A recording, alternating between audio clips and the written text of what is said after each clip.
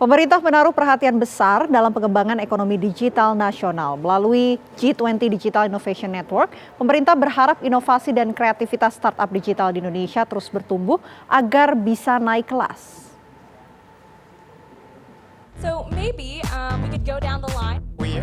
Pemerintah melalui Kementerian Komunikasi dan Informatika pekan lalu menggelar acara G20 Digital Innovation Network. Menurut Menteri Komunikasi dan Informatika Johnny G. Plate, pemerintah menaruh perhatian besar dalam pengembangan ekonomi digital nasional.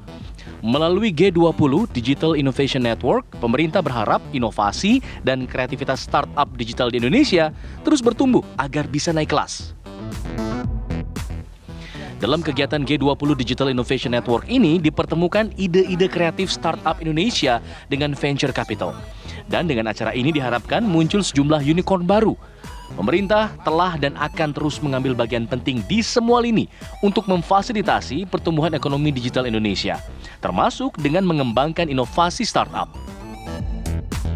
Pemerintah tentu mendorong dan mengambil bagian di semua lini untuk memfasilitasi digital ekonomi kita dengan baik, termasuk startup.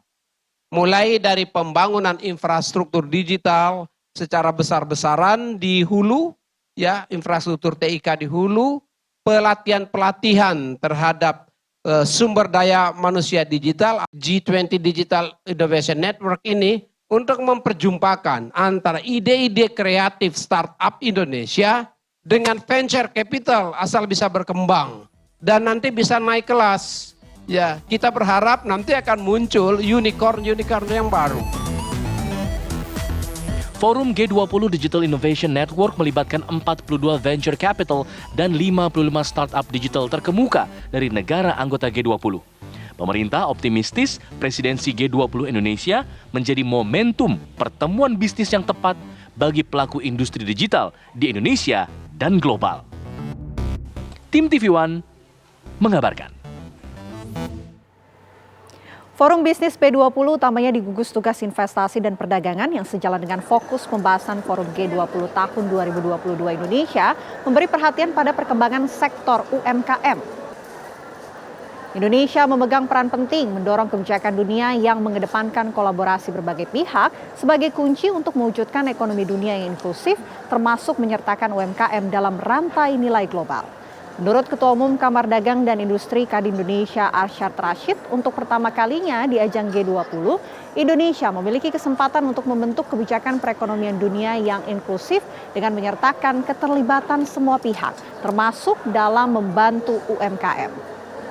Salah satu inisiatif Trade and Investment Task Force B20 tahun 2022 untuk mendukung target presidensi G20 Indonesia adalah terkait peran nyata pelaku bisnis dalam B20 untuk mendorong transformasi digital, serta memperluas akses UMKM agar dapat bersaing dan menjadi bagian dari rantai pasok global melalui inklusif closed loop ecosystem B20.